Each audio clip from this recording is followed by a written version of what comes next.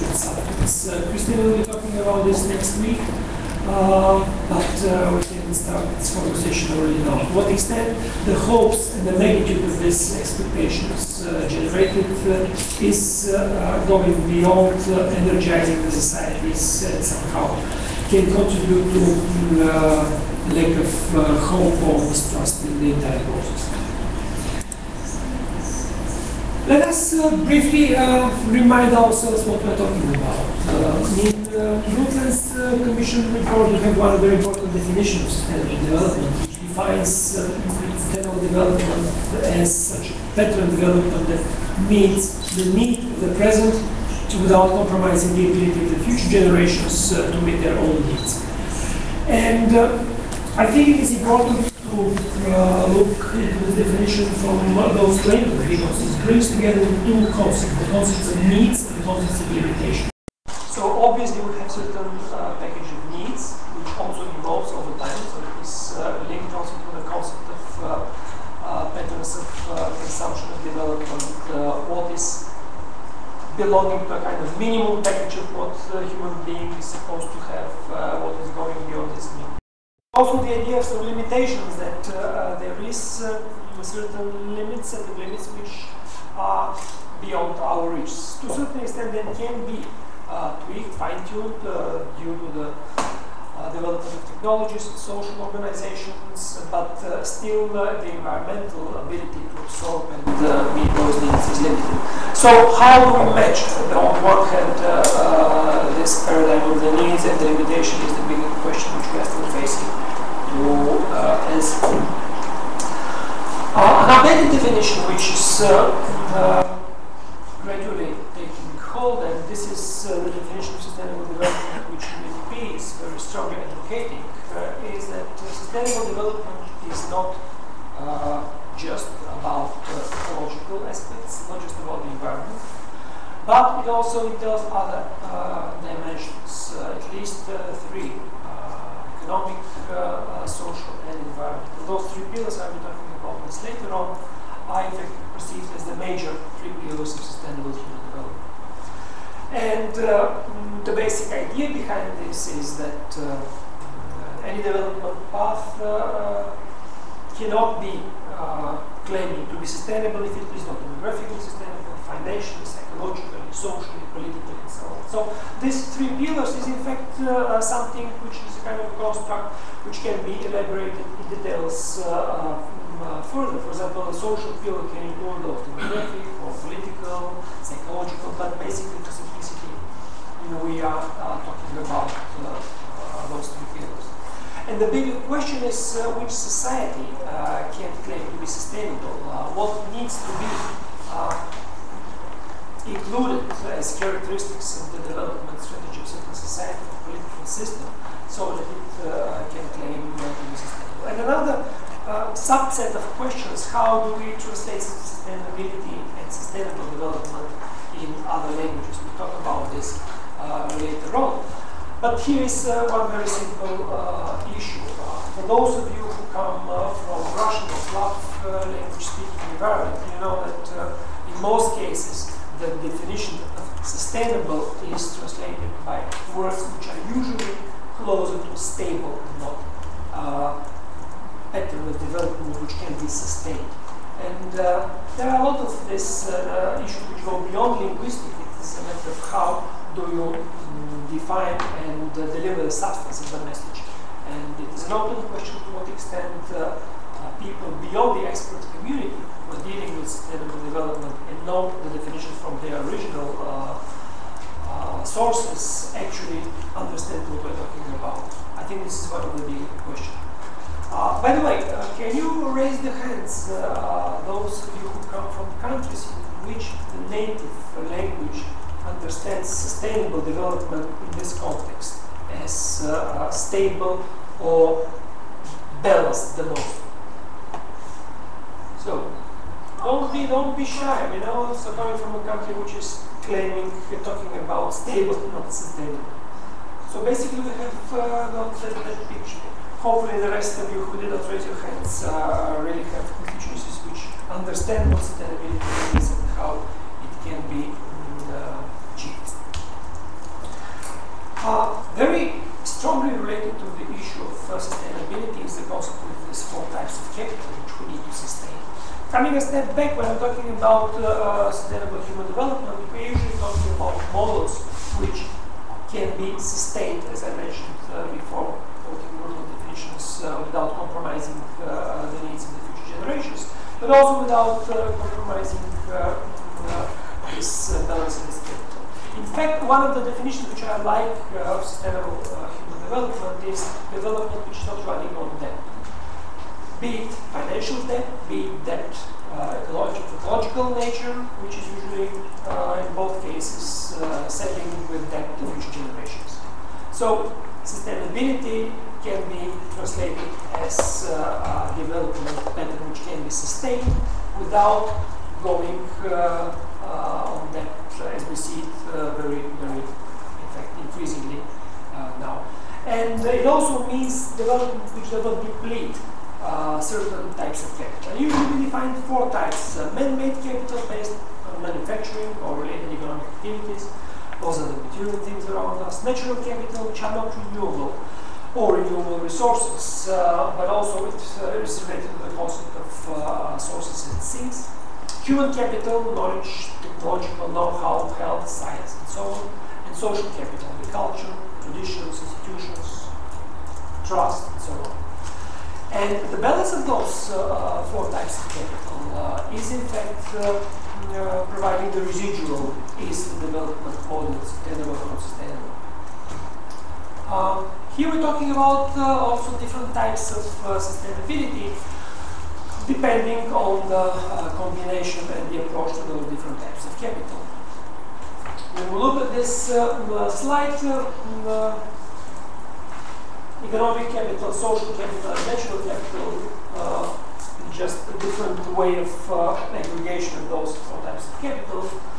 We were talking about weak types of sustainability when the assumption is that individual forms of capital are substitutable. So we can go safely in depleting certain types of certain amounts of natural capital, assuming that, okay, we can offset them with high economic productivity, or vice versa. Or the other way around, we can offset some of the losses which we have damaged on the environment by closer social cohesion or whatever.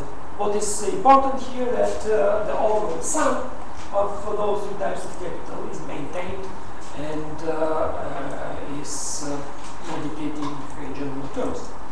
Well, it is debatable, and we can discuss later to what extent certain types of capital are substitutable.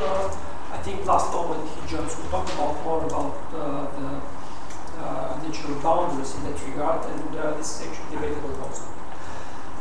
Another type of approach to sustainability is so-called strong sustainability, which assumes that they are not substitutable, and individual forms of capital are in fact complementary, and in order to claim for sustainable level of development path, you need to have sustainability in each of the types of the capital. This is, of course, the ideal situation. We know already that we are far from that and cannot be even hoping to be running a development model which will be claiming to have a strong sustainability pattern. And a kind of balance, pragmatic compromise in that regard is the concept of reasonable sustainability, which assumes certain life forms, certain degree of biodiversity loss. So you know that every day different statistics about this, but at least one or three species are being wiped off. But at least this loss is maintained into certain, within certain limits, so that the overall path in terms of biodiversity and overall ecological footprint is not lost. And the concept of this limited sustainability is in fact assuming that sustainable consumption of natural capital can be achieved to maximize the present well-being, but maintaining the critical minimum of this natural capital. to allow basic species reproduction, basic forms of ecological services to be maintained, which we consume from the planet, and biodiversity systems, but also not to overstep the natural boundaries of the ecosystems. Very important issue related to the definitions of sustainable development and the entire context in which this thinking was evolving over time in the last 30, 40 years were the so-called two agendas, the green agenda and the brown agenda. Generally speaking, the green agenda is very much driven by the idea that we need to preserve the environment, we need to do something for the survival of ecosystems in order to keep them intact as we have inherited from our parents, to be able to pass them on to the next generation. And it is extremely concerned with overconsumption and overproduction, with direct implications for depleting environmental resources. The brown agenda, on the other hand, is very much poverty reduction driven, and it is the agenda which claims that we need to do something about putting people on the development path to provide them access with incomes, with opportunities for growth, which means more consumption, better access to basic services, not just material but also social services, all of which have certain environmental implications. Of course, there are feedback loops. Increasing consumption means increasing production. Increasing production means increasing stress on the environment. But on the one hand, we are aware about this risk, but on the other, we cannot deprive the current generation from the right to progress and to meet the direct challenges of poverty. And in fact, we are talking here about one very important aspect, which is aspect of equity. In the one case, we have ecological sustainability, which assumes the priority of intergenerational equity, so we should be providing our children and our grandchildren with the same equal access to the resources which we have. And the other is the issue of intergenerational equity. So within the same generation, different constituencies, countries, groups, whatever you name them, living in the same historical span of time, have the same or equal opportunities for development and poverty reduction. And the bigger question, of course, is how to reconcile both. So how to have the green agenda maintaining the resources conserved for the future generation, matched with the brown agenda, providing development opportunities for those who live today. Generally speaking, it's the question if we are so wise today and know that buying another washing machine or another car is increasingly dangerous for the environment and increasingly depleting the resources. Shall we stop and say, no, I have already my car, but you cannot afford this because, sorry, we have already done too much damage. And this is both political but also ethical question, which I think should be part of our discussion today and the coming days. Those are the three pillars of sustainability, which I mentioned briefly, and this is the concept of sustainable human development visualized in this three-leg chair. This is, I think, a photograph which our colleague and friend Balshko provided. And I find this chair very nice because, first of all, it has some connotations with handcrafted wood from just pieces of trees brought together. But the important this message is you cannot have a chair with less than 3 legs. This is the minimum you can have in order to be stable. On the other hand, the triangle is one of the most stable figures, and if we manage to maintain the balance between the 3 legs of the chair, or the 3 pillars of sustainability, then we have a chance to achieve something good. And of course, the bigger question is how do we increase this middle spot in which the 3 areas, the 3 pillars of sustainability overlap. This is the ideal picture, that the entire scope of the development exercise will be as much as possible overlapping, so the three areas of sustainability will be reinforcing each other.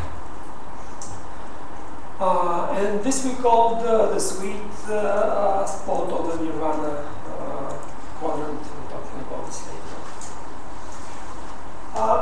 Few words about development. We have read a lot. You have read a lot, and participated in the discussion about the links between development and different applications, economic, social, environmental.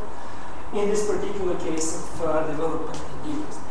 And I think this is important to visualize, because in fact what we have in this slide is an attempt to summarize different approaches to development from the perspective of their implications to sustainable development.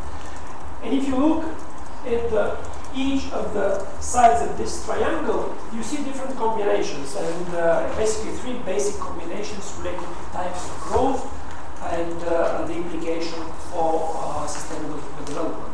And those different combinations are reflecting to a large extent different policy agendas followed by different partners or different actors in the development sphere. So, if you go in this line and have priority on social and economic dimensions, you basically reach the constituency of the group calling for inclusive growth, in which economic effects of social conflicts are very important. This is social dimension. Budgetary redistribution is an important tool for alleviation of inequality and so on. If we go into this, combining economic and environmental sensitivity with stronger prioritization, then we have the concept coming to the green growth, ecosystem services, and so on. And these are the group of new patterns of growth, pricing, taking into account the services from the environment and ecosystems and so on. Social and environmental aspects is the camp of the so-called green or decent jobs. This is very fashionable recently as a kind of silver bullet. To what extent it can be achieved, it's also a matter of work in progress. But generally the idea is that we can have a poverty and environmental nexus mutually reinforcing each other. We can have jobs, but also jobs who are benefiting the environment, and not just jobs that benefit the environment. And this is the school of thought which is very sensitive to the social impact of ecosystem, damage, and social inclusion effects of different losses in nature, pollution, depletion, and so on. Of course, this is a schematic visualization. Basically, what it's supposed to say is that all these combinations have different implications in terms of policies, responses, and resources which are needed in order to came closer to one of those models. But also, it says that whenever you try to build certain policy response, you most probably will find yourself choosing between two out of the three. You cannot prioritize all three. So depending on the context, the country, the local community even, you need to be aware and sensitive exactly where do you allocate yourself, who are the others who may have some stake in that regard, and build your partnership and development strategies appropriately. We have heard also the concept of the carrying capacity approach, very briefly. The idea is simple, that we have certain environmental capacity, and we have the economy and the society which is imprinted on this.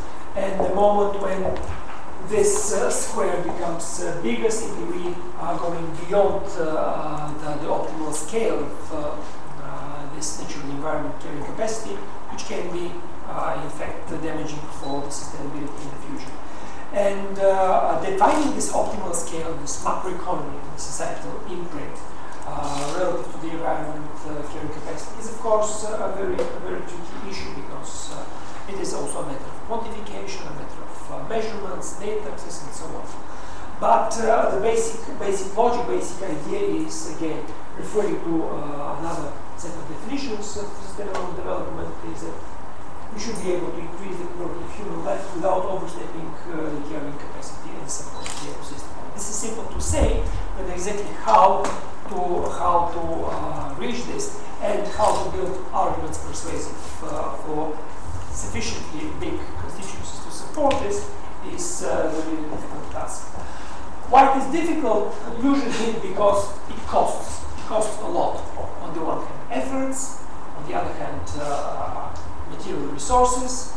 Put very simple, we can politically propose, for example, carbon tax, but are you sure that sufficient constituencies will simply vote for increasing price so that we make sure that there is incentive which will be embedded into the economic systems to drive the everyday consumer choices and everyday production choices in favor of sustainable development? The answer is no.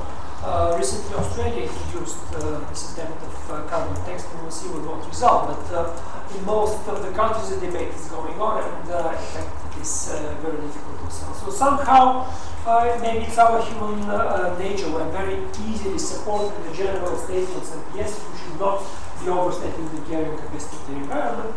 But when it comes to us, we say, okay, maybe not today, maybe tomorrow. I need still to buy my washing machine today and change my car with something new. How do we put this in numbers? This is also something which you have seen in the online model.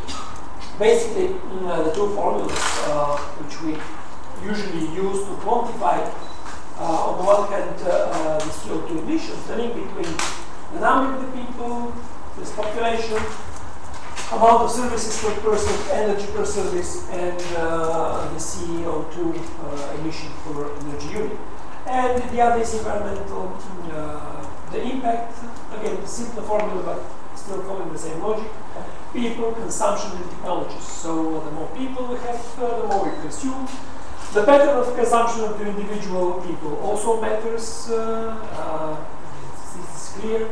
And the technology which we use is also embedded in the picture. Again, very simple formula, but if you go in depth into this, and we will be trying to work on this during our 2 weeks, you will see how complicated, what an enormous amount of different options, different scenarios can be driven into this. Of course, it's very easy to say that out of those elements, the number of the people is generally beyond our control, unless we, of course, assume that we can launch morally, politically, and so on, some kind of global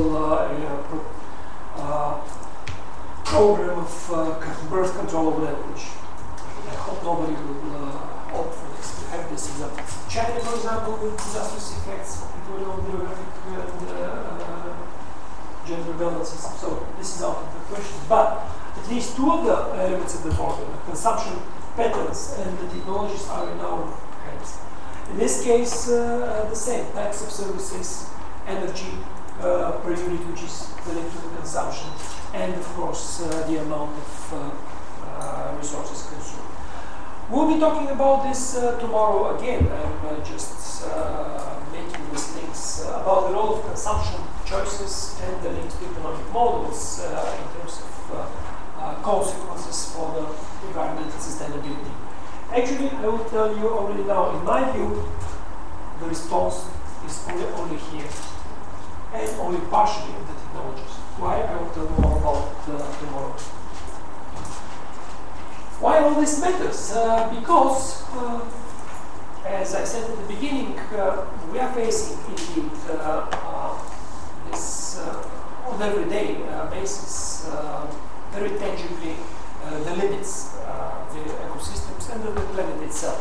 I mean, this is something which is totally new historically.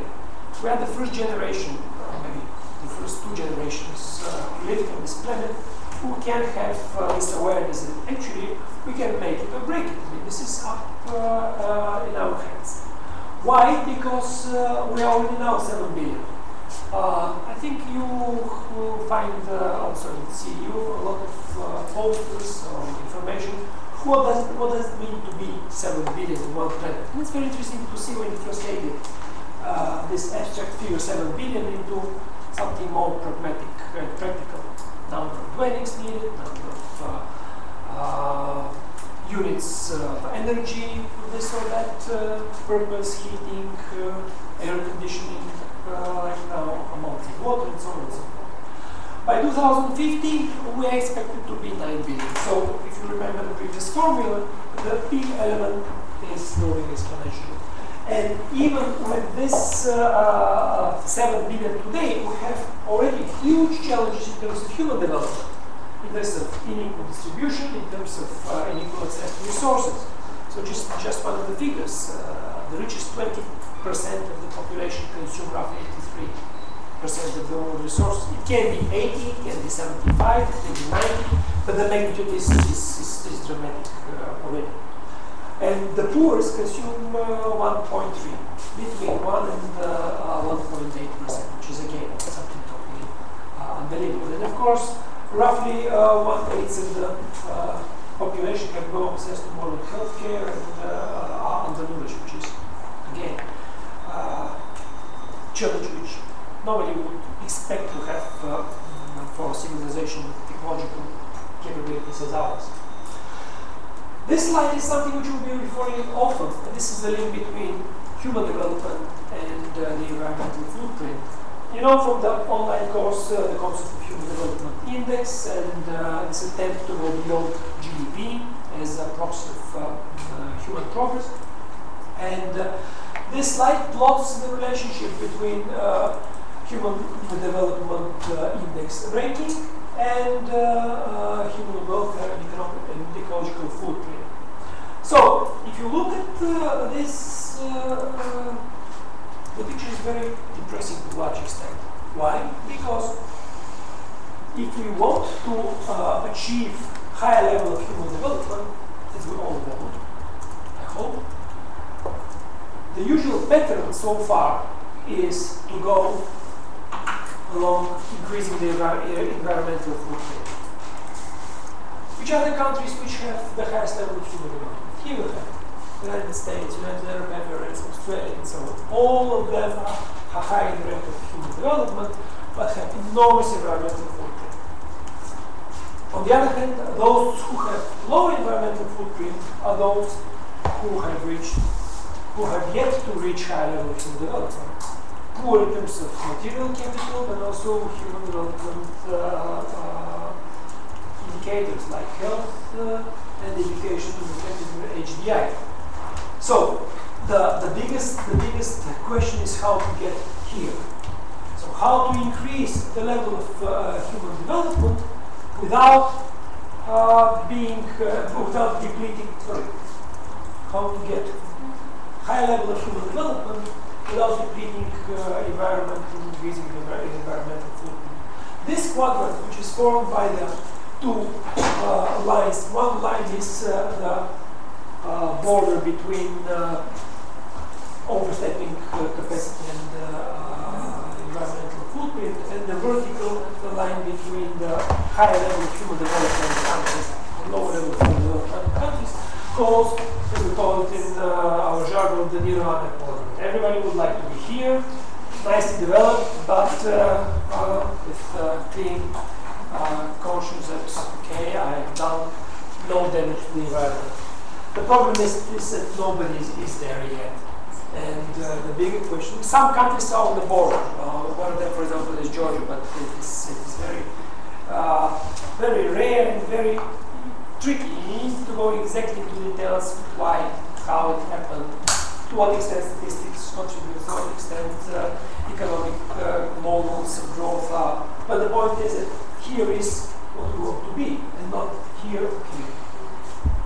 Another way to look into this, since the graph is reverted, is a link between CO2 emissions and human development. So again, we have clear correlation between improving the levels of human development and increasing the levels of CO2 emissions. Personally, I'm more concerned about this type of this graph, because CO2 emissions are one of the indicators, but the overall environmental footprint, in my view, is much bolder, and in the long run it is, in my view, much more dangerous to look just on the CO2 emissions, because CO2 is not just the only greenhouse gas. There are much more pollution. You simply don't measure. It's one proxy, but it does not reflect the real picture and the real boundaries music is facing. Let me spend a few minutes on our region, because most of you, although not all, but most of you are coming from Central and Eastern Europe, and or at least have interest in this region.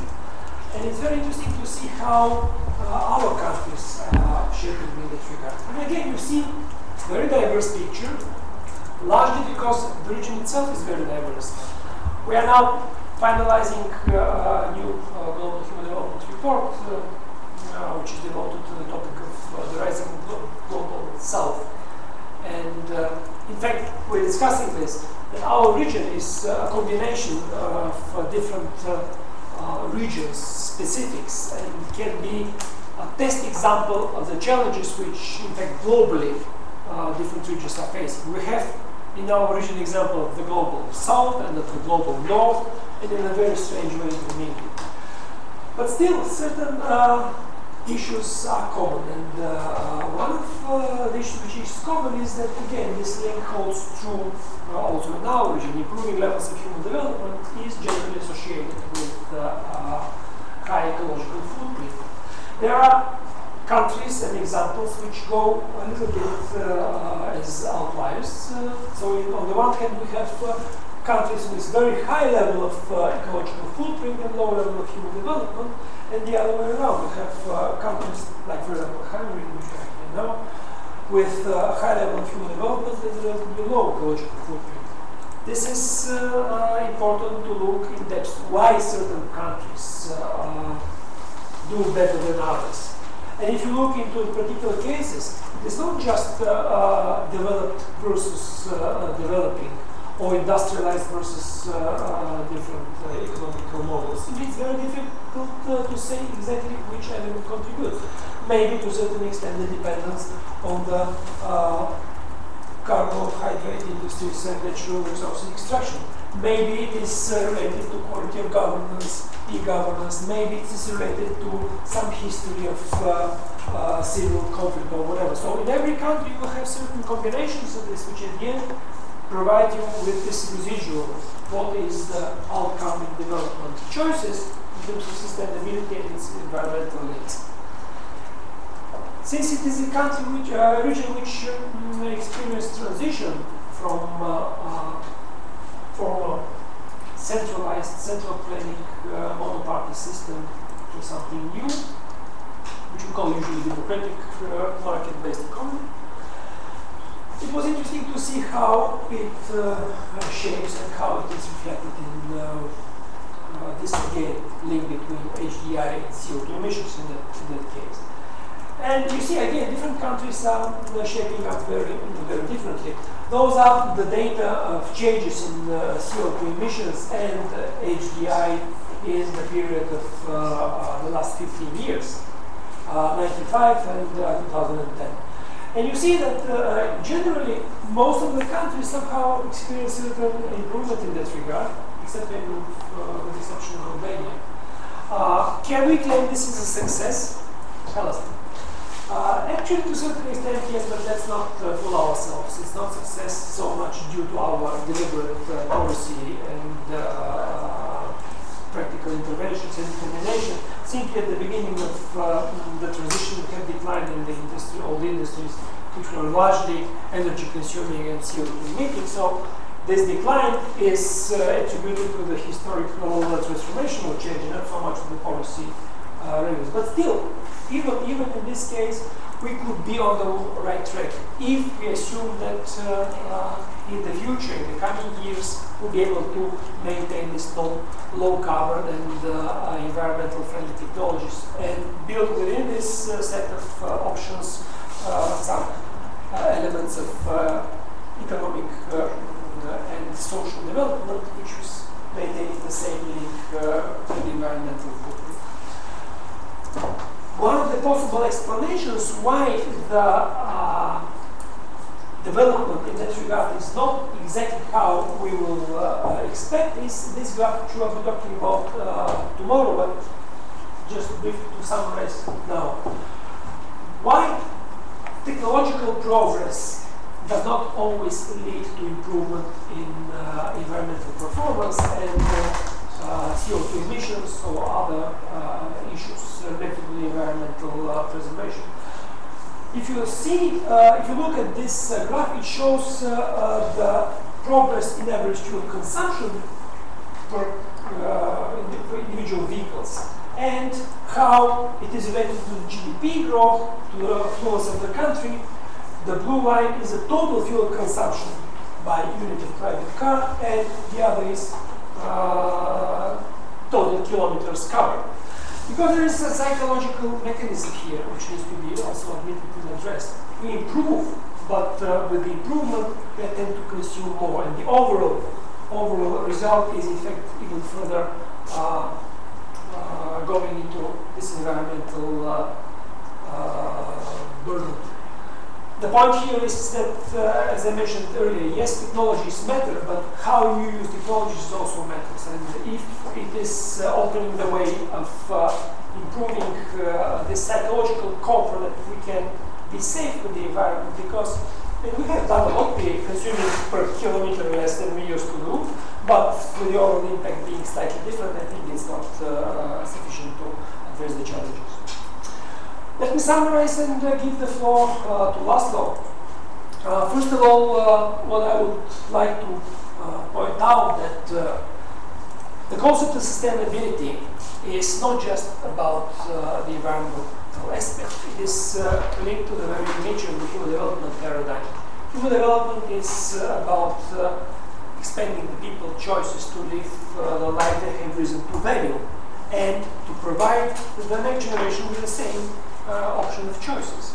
So in that regard, sustainability of human development is also about social, economic, and environmental sustainability. Unless we keep the balance between the three, we'll be sitting on this three-pillar chair, which will be tilted in one direction or another.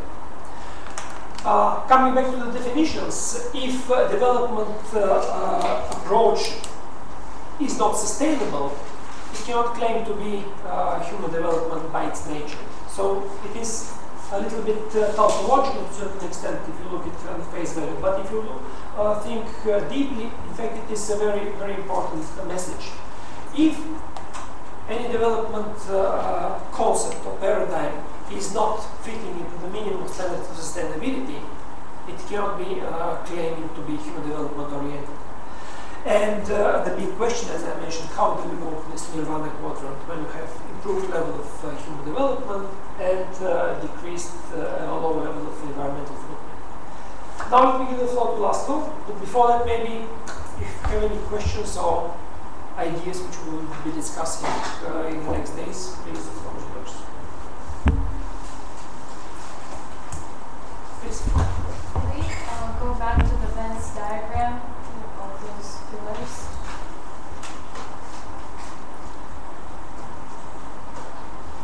This?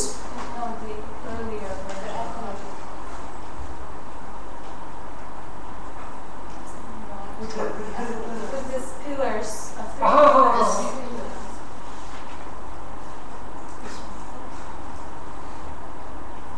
This one? Yes, this one. There has been criticism of this Venn diagram. The criticism was that, well, we should place more attention on the environment. The NINEP director was pushing for that even during the Rio+20 conference, and he was saying how it's being maybe overlooked at the expense of looking at other dimensions. And some have suggested a different model where environment would be the bigger circle with social and economic being inside of environmental.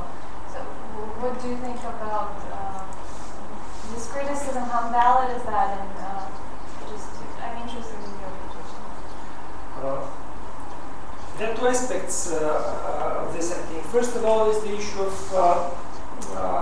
sector-specific interests and manifested in different organizations, agendas. Second is the issue of visual presentation, of just delivering the message. Personally, I think that yes, it's just another way of presenting this, but it also is very much related to the idea of what kind of sustainability you are claiming. Are we going for this strong sustainability, or rather we can have this kind of optimal compromise level of what is feasible? Of course, ideally, I would support as strong sustainability as possible. To what extent it's possible, I'm not sure that we can go there. And I find this idea of these three pillars also appealing because it does not presume any kind of advanced prioritization. So we should discipline everything else to one agenda. Yes, let's go for this, but is it realistic? We see how difficult it is even to promote some basic environmental protection measures, which is simply difficult to sell. So if we go beyond, if you want to go beyond just advocacy and nice communication, I think we should be realistic and pretty. This approach is pretty realistic in my view. But last we may have a different view, so we go to discuss. Please, other questions?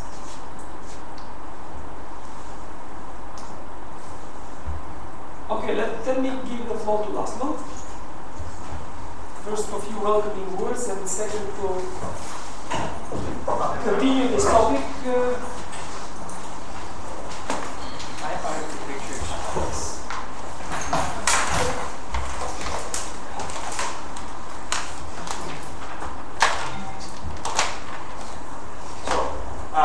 My name is Laszlo, and I'm a professor in the Department of Environmental Sciences and Policy. I'm also a senior fellow at the International Institute for Sustainable Development in Canada.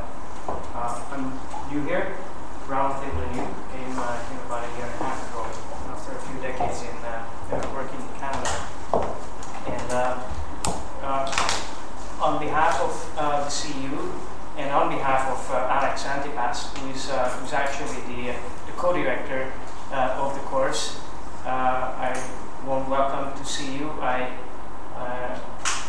see only two familiar faces, Begaim and Christina, of course, who I've worked with before on some projects.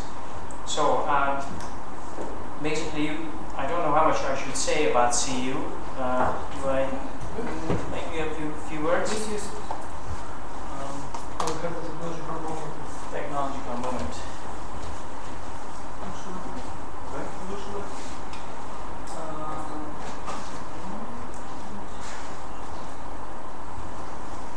No, this is not true. This is small one, sorry. It says UNDP introduction or something. So, as you might know, CEU is a graduate institution that just celebrated its 20th anniversary. And it started as a university with having obviously Central East European focus, at least in our department, that has now become pretty much a global focus. So we have students basically from all 5 continents, no one yet from Antarctica, but I'm sure that's coming. And we have only masters and graduate students, so no undergrads. Hungarians are probably a little more represented statistically than others, but it's really not a Hungarian institution. It is international, including faculty and staff. And I have colleagues from two Hungarian colleagues, including the Minister of the Environment. And other than that, we have a fully international and very distinguished faculty. The university programs are characteristically in more in the social sciences and soft sciences, maybe with the possible exception of, again, our department, environmental sciences and policy, so we do get into the hard sciences for obvious reasons. But even then, we put more emphasis on the interactions between the hard sciences and social sciences.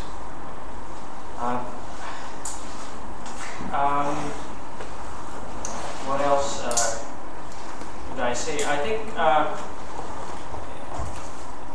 think some of you might have been in the summer university system. There are 1 week and 2 week programs. I have the opportunity now to do two summer universities, which made the last week and this week a little complicated.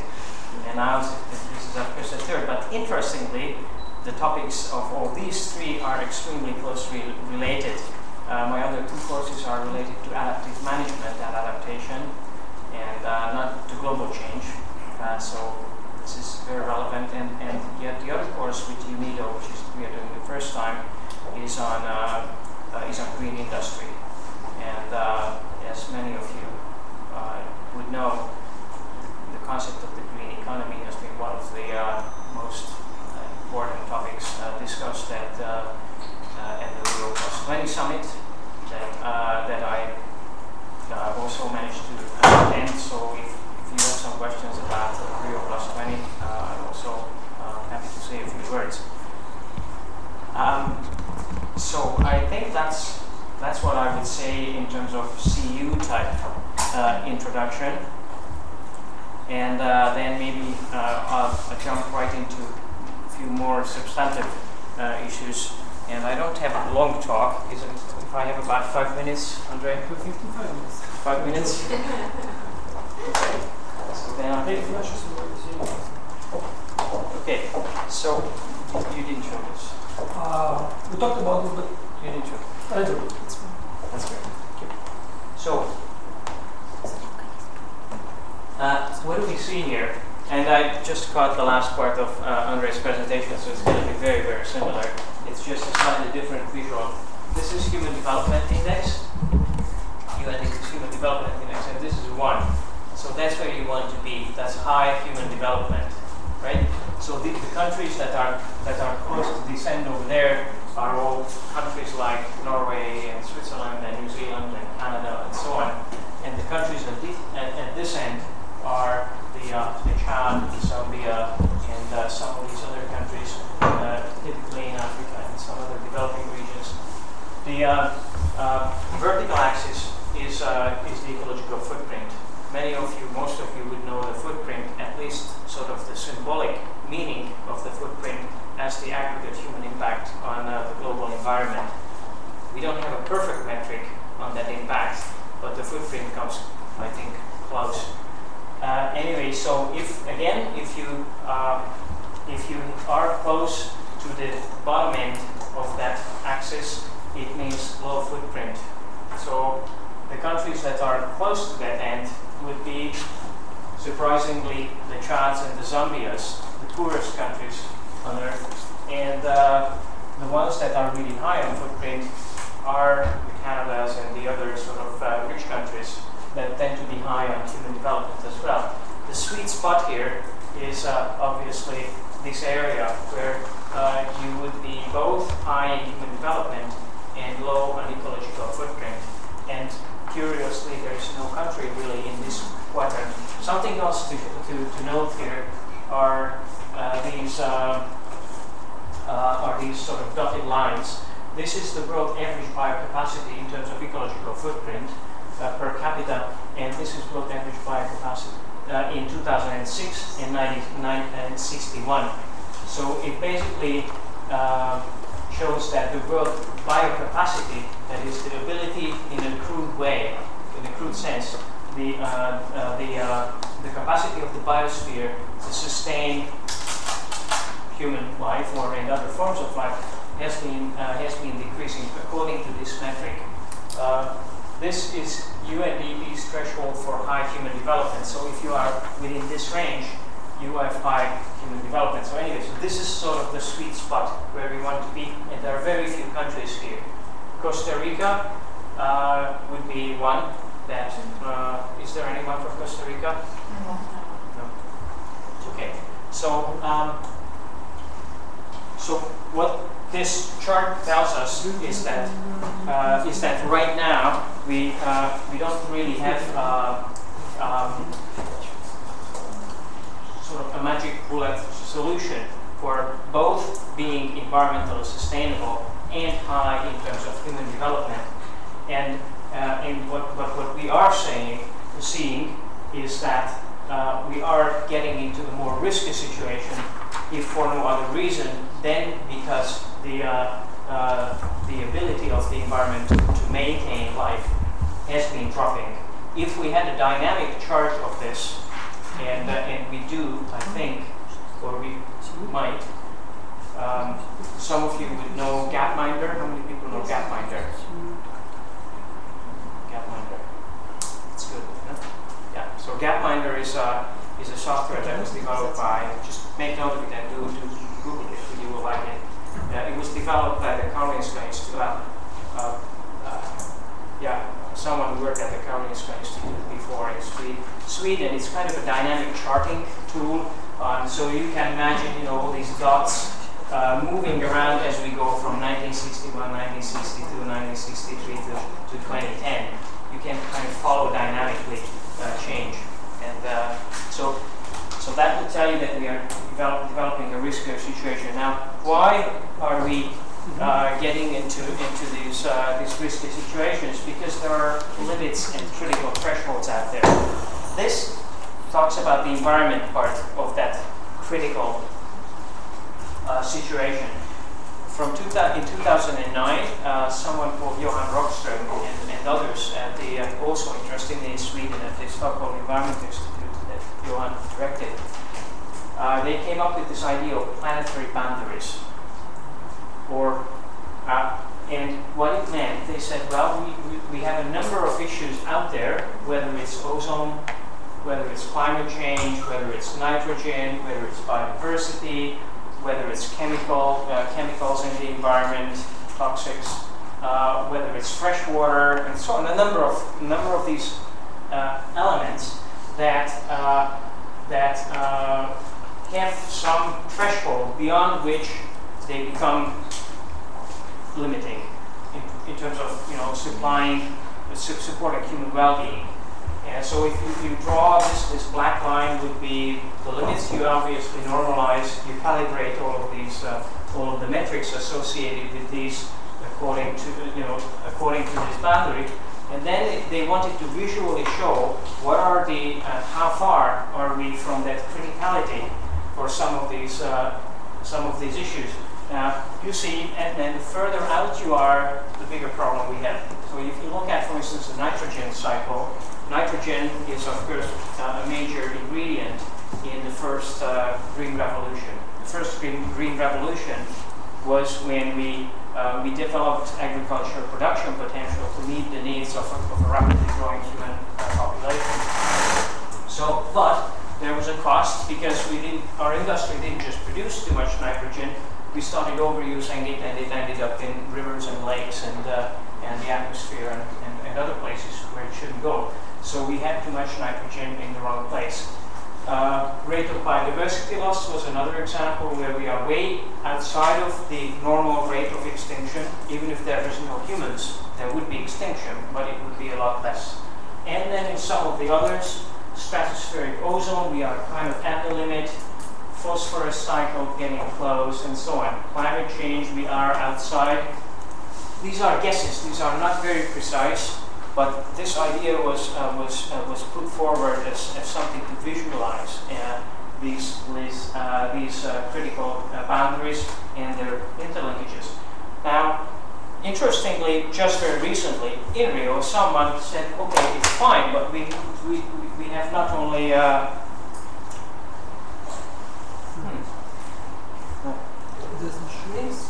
Something doesn't show it. Yeah, okay. You have to imagine. So we have not only environmental boundaries, we also have social boundaries. This is from Oxfam, and what I actually see on my screen here, but you don't, is there's a green donut around this, and try to click again. Sorry? Maybe it's in 2 slides. Try to click again. No, if I'm clicking, it goes to the next. Yeah, I don't know what happens.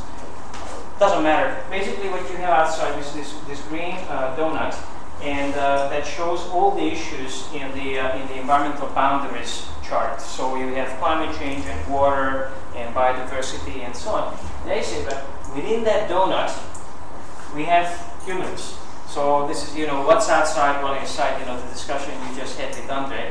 I actually think humans are inside in that sustainability sort of diagram. If we didn't have sort of this encompassing environment around us, we wouldn't exist. But politically speaking, it's one thing how you think about this scientifically, it's another how you visualize it for political digestion.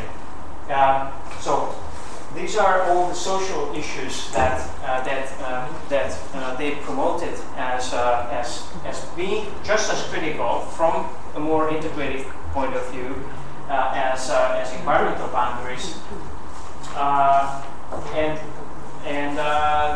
and they said that where we want to be is within the critical boundaries of both. So same idea of integration. And the kinds of things they thought about is energy use, social equity, gender equality, health, food, water, income, education, resilience, voice, jobs, and so on. So some of these, as you see, are fuzzy. They are to some extent related to basic human needs.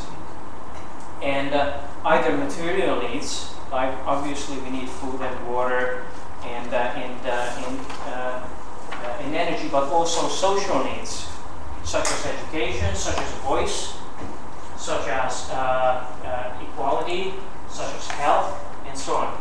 And they said that, the way they conceptualize this is a reverse of the other diagram, in the sense that the closer you are to this sufficiency line, the better you are.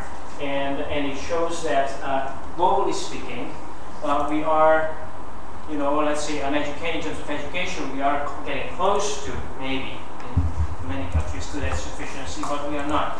And if you saw the green donut, it would be out here, so that we are really doing well if we are already in the green part of the donut from the social perspective, and we are also inside it from the environment perspective. So this is another sort of visualization. Now, and my last slide, I'll be happy to hear, on dynamics. Of course, this is all happening over time. This diagram is from the Natural Step, which is a global organization, and what they were suggesting is that we are in this entering these narrows. On the one hand, there is increasing demand for resources. Why is there increasing demand for resources? Because we have continuing population growth. We could get, according to some projections, 9 billion people before it peaks. We have increasing affluence. So it's not just more people, it's richer people. That might as well be a good story, but it has a cost because of the declining life-sustaining resources, as we showed, as we saw it on the ecological footprint chart. So in that sense, the margin for action narrows. Margin for action narrows because for growing population, more demanding population, we have less and less resources to play with. So the degrees of freedom are being reduced, and so we are entering into that narrows of transition, where somehow at some point we have to reverse these trends. We have to start increase the availability of resources and reduce to some extent consumption. Politically, technically, otherwise, very difficult. So I think this course will try to untangle this difficulty, and I will be back here talking about some of these issues from sort of the perspective on Wednesday for now.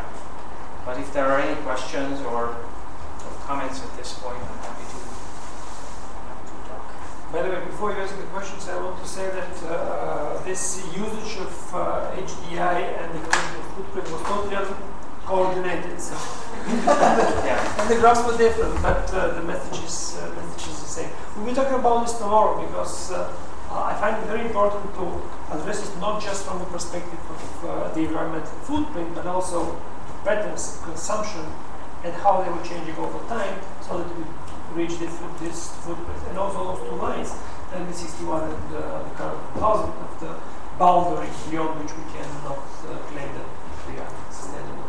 In that regard, they're also shifting, both due to population size, but also pattern consumption.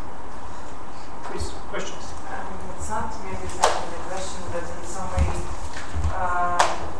comment or like feedback. When you said on the very first slide in the graph that in the Earth actually the carrying capacity has shrunk. From my perspective, it's not very fair to see that Earth's carrying capacity has shrunk. Is that we use that carrying capacity? Humans. It's not by itself. Yeah, it's not that shrinked from some, I don't know, has reduced from earthquake or any natural reasons, but it's just that we use it as for population growth, consumption. We has eaten that capacity, Yeah. so I think it's not very fair to say towards the graphs, which was my kind. Well, that's fair enough. I mean, it's an artificial. The footprint is an artificial construct. Yeah. That actually has some. I have some problem, some methodological issues with. It's a good metric, but It has shown some of these shortcomings. It was like.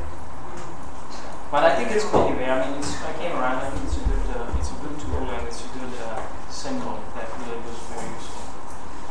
But what then, since you just mentioned that you've been in the Rio+ meeting, what the countries having high human development, representatives of the countries having high human development, but also enormous ecological footprint, what was their agenda in the sense, were they agreeing on certain steps or measurements or actions that should be taken?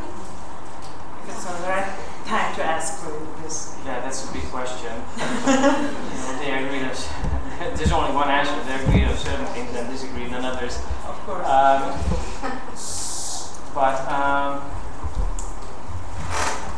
Let's start on the ones that agreed. I think there were overall. I mean, what you get from the press is that Rio+20 was not successful. I don't necessarily buy that because there were some areas. I mean, I think it was inadequate, grossly inadequate in terms of what needs to be done. It doesn't necessarily mean that there was no progress at all. It doesn't necessarily mean that the progress happened in the negotiating chamber. So it's not necessarily the governments, or most of the governments, that they had really achieved progress, but there were also other players, and who will play an important role later. And maybe, I mean, some people think that this is also a milestone in terms of shifting influence further away from the government actors, or because it's not, that is not using the required solutions at the required speed, not enough and not soon enough. So some others might have to chip in, civil society, private sector. Well, the civil society, and I was there representing the private sector, and maybe first time in the world history or advocacy and law, the civil society and the private sector were in total agreement of the government that they are the government, the ones who have got to make decisions and to set a level play field. Otherwise, civil society organization and the private sector cannot match. I mean, private sector, I've got the technology, I've got the money, and maybe also be willing to do something. But if you do not put the right price on carbon, if you do not put a stable financial mechanism, for, don't know, clean development mechanism, or GAI, or whatever you want, how do you invest? Yeah. If you keep on changing priorities, like in Italy, we had huge subsidies for renewable energy or for generating electricity from renewables. Then at some point, they just cut them off totally. Yeah. And now we have got a whole sector of our economy in crisis because of this. And this is going to be also an environmental crisis. So I was there, and I got the sense of a total failure. Yeah. To be honest, I mean, they were expected to work out some kind of goals for each priority areas. They didn't. Yeah. They just agreed upon, okay, we will develop in the next 2 years sustainable development goals, which will be something like the MDGs, Yeah. which will be like a policy tool to prioritize national strategies. And then I want to see how we will try to, or how we will come to harmonize this kind of things. And moreover, there is also this kind of clause which is put at the end of every single paragraph that anyway any country do whatever it wants. Yeah. Like according to, that's it. Yeah, yeah. Like according to its conditions and the like and the like. We were advocating for sustainable energy for all quite a lot. And they didn't even recognize the governments. I mean, the three goals the Sustainable Energy for All Initiative have been working on for a very long time and providing very good statistics outlining how this would be sustainable and achievable. I mean, sustainable energy for all, like universal access to modern energy services for all by redoubling energy efficiency rate and doubling renewables. Yeah. So, how can we have it without a framework? Okay, you know, I look at this as a process. I think we are in a confused situation right now. On the one hand, there is an increasing number of people, including, you know, at the level of heads of international agencies or just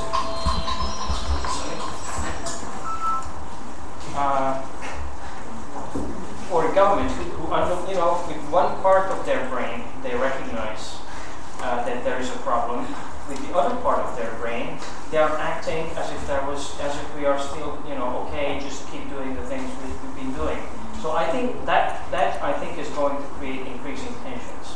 So right now, this freeze-up that happened to some extent, I think that is that, you know, the optimistic scenario is that it's going to create tensions, and I don't know when, I don't know how. But it's a schizophrenic situation, and at some point, you know, if the problems are real, and I think they are real, they will demand change. And that will, you see that in some countries, you know, if you were there, you know, I've seen, you know, and leadership. It was interesting that leadership was coming from maybe you could say from surprising places, like the Prime Minister of Bhutan, for instance. Yeah. If you and that's leadership, right? And there are a few others, not many, but or you know, Enrico Giovannini, he was the chief statistician of the OECD and so on. But there are people with vision and understanding of what. I think Enrico is he's actually Italian. But there's going to be more and more. So I think the situation is going to produce tension, and at some point it's going to produce leadership. I don't think we have it. I mean, it's obvious we don't have it right now. Thank you, Laszlo. Yeah. One more? Yes, please. Okay. I would want to know what's happened in Rio+20 is when it comes to the linkages between the conventional sources of energy you have now, like the oil, the coal, which we regard as dirty energy, how you link up with the economic realities of the ground now, and the situation of the developing countries, and at the end of the day, how do you think we can achieve sustainability? Because for us, for example, for us we have in developing countries, we're talking about people stopping people from cutting down trees to cook. Basically, people use charcoals you cut down the tree, you burn it down to cook your food. It's the basic thing you need. The oil prices are going up. For us in Nigeria, our major source of income is the oil, but still we can't afford the oil, the products of the oil. The basic ones, kerosene, there are no subsidies that need to be in. It's very expensive. And they're talking about protecting the environment. So we stop people from cutting down trees. How would they cook? Yeah. So is it possible that in the future, the world can be sustainable with the economic realities of the ground? Is it possible? Okay. Well, I don't know, but don't forget, we'll keep you accountable.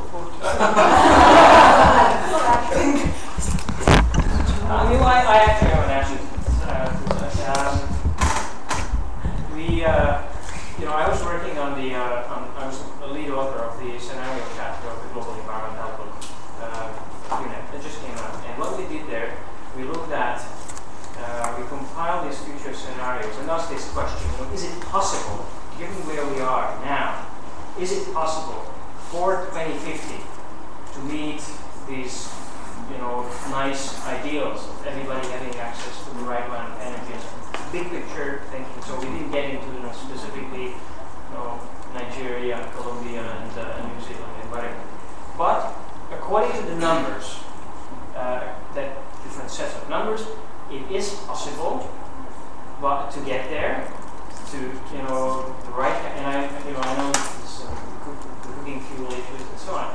It is possible to get there, but it has a number of conditions in terms of massive redirection of investment from subsidies, for instance, subsidizing the wrong things and spending money on the right things. Like if there was an investment of, instead of $50 billion to a certain part of industry doing the wrong things, if that subsidy was redirected to supporting that type of technology and that type of access that allows people in rural areas with limited access to firewood, no access to it because it's too expensive.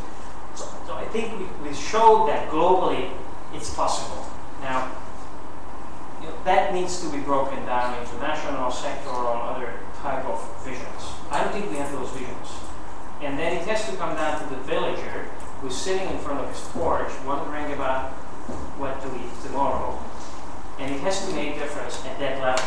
Otherwise, it doesn't make a difference. So that kind of goes back to the reality, I think, that Andrea was talking about. I don't know. I don't think we're not very good at connecting these scales, but they have to be connected because otherwise we're lost. So we'll talk about this tomorrow about consumer responses in our everyday life. Let me give the floor for a few minutes to Darfur. Sorry. Do you know the Darfur stove story? The Darfur. The Darfur stove? The Darfur. Darfur. Darfur, Darfur where all this crisis was happening. Yes. That's a beautiful story. That was, simple technology, locally made an enormous difference. Darfur stove. Just improving the coefficient of energy use in the basic cooking of your stove. Okay, Christina will show you a few slides about the problems, issues which the Rio+20 conference was raising. So, hello, my name is Christina Fish. I used to work with the UN for 17 years with UNDP, United Nations Environment Program, and with the World Bank. And next Tuesday morning, I will talk about the Rio+20 in very detail, but now I just like to give you some food for thought of some controversial issues, actually, what you mentioned, and you also from Nigeria, I understand. I love what Andrei said, that he doesn't like to enter into any kind of debt. You see what happens to individuals, families, or companies or countries that get heavily financially indebted. But that financial indebtedness is based on fiat currencies that can be issued, printed. Therefore, when you have a financial debt, it's possible to provide debt forgiveness, debt restructuring, loan restructuring, or bailout of bailouts, as we see for countries and banks that became very heavily indebted. Unfortunately, usually individuals are not bailed out.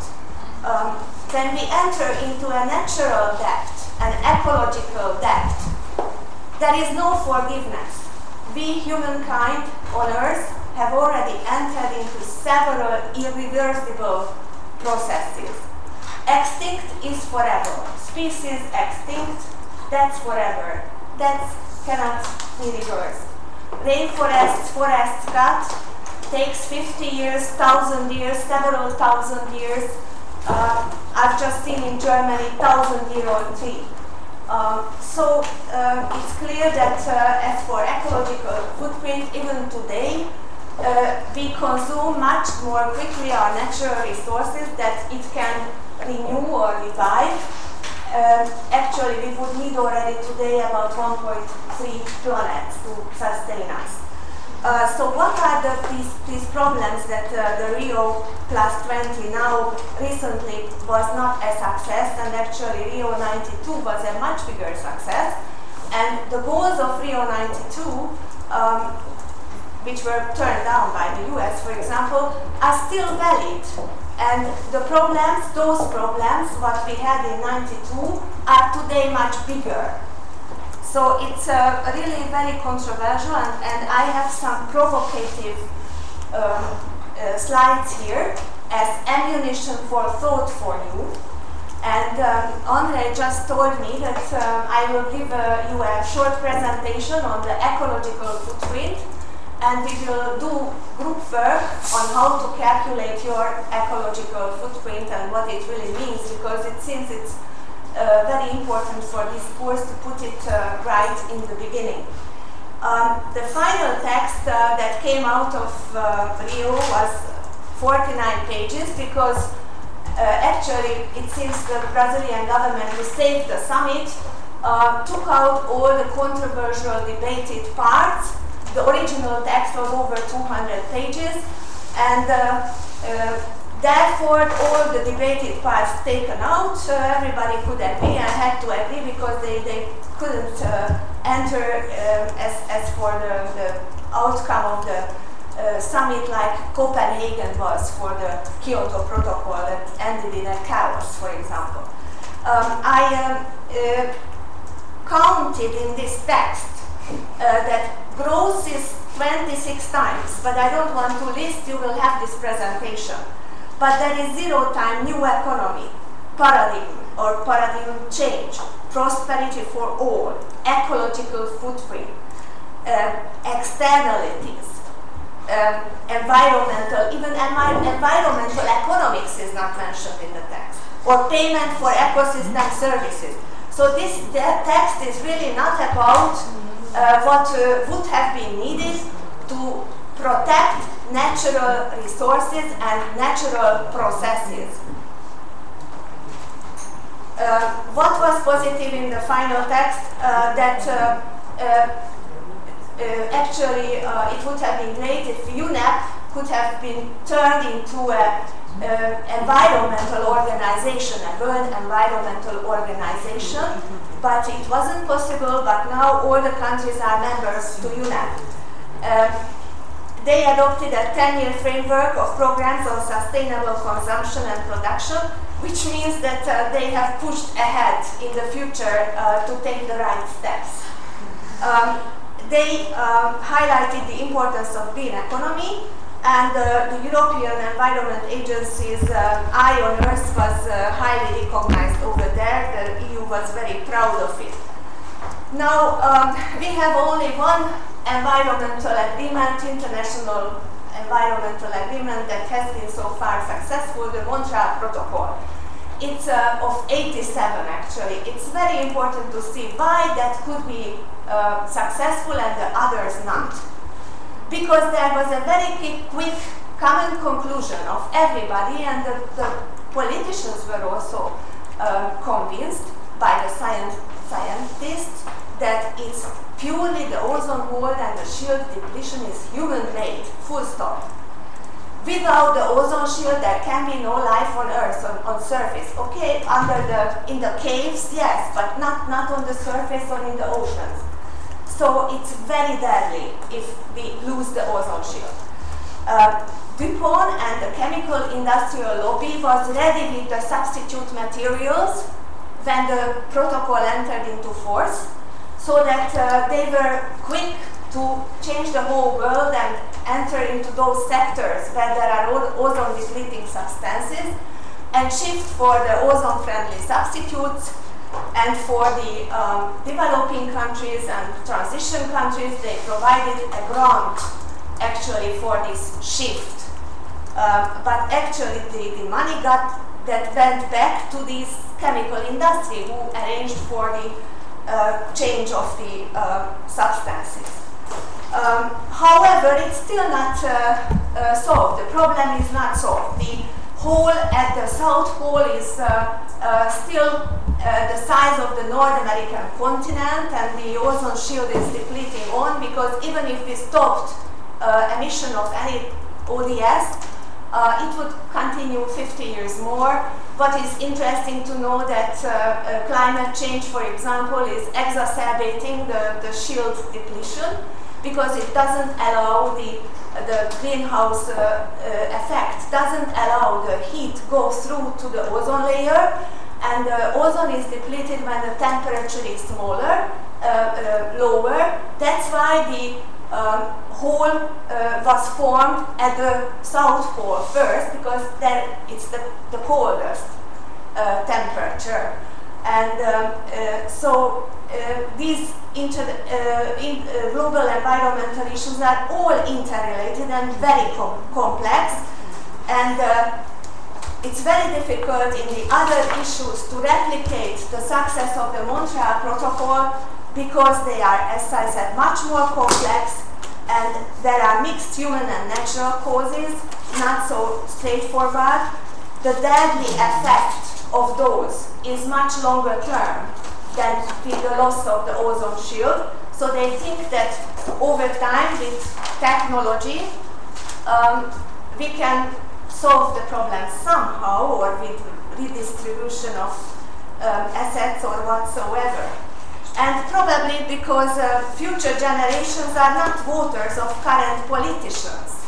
Actually, the major politicians were not there at Rio, as you know. UNEP assessed the progress and actually found that looking for 90 of the goals, only 4 were successful. As we said, ODS phase out, leaded gasoline phase out, we increased access to water supplies, and we boosted research into pollution. But the worst performers are coral reef loss and unsustainable consumption patterns. Now, here are some controversial issues, open questions. We'll continue next tomorrow. I just thought that if you have access to this presentation, just read these issues, and maybe you can think about how these what are the open questions that we have to somehow answer. And as for the preparation of the Rio +20 summit, the State of the Planet Declaration was issued in March by scientists in London, and was actually accepted by UN Secretary General Ban Ki-moon. And unfortunately, in spite of this, that over 3,000 scientists were behind this declaration, nothing was pushed through the Rio +20 summit. So we continue tomorrow afternoon, and I hope you can read those controversial thoughts. Thank you. I'm sorry to cut this short, because if we start on time, we should end on time. But most of all, I didn't want Christina to run through this today, because we will discuss this tomorrow afternoon, and we have a whole day on Rio +20 next week. So we will send you this bullet points as a food for thought for tomorrow's work. Tomorrow is the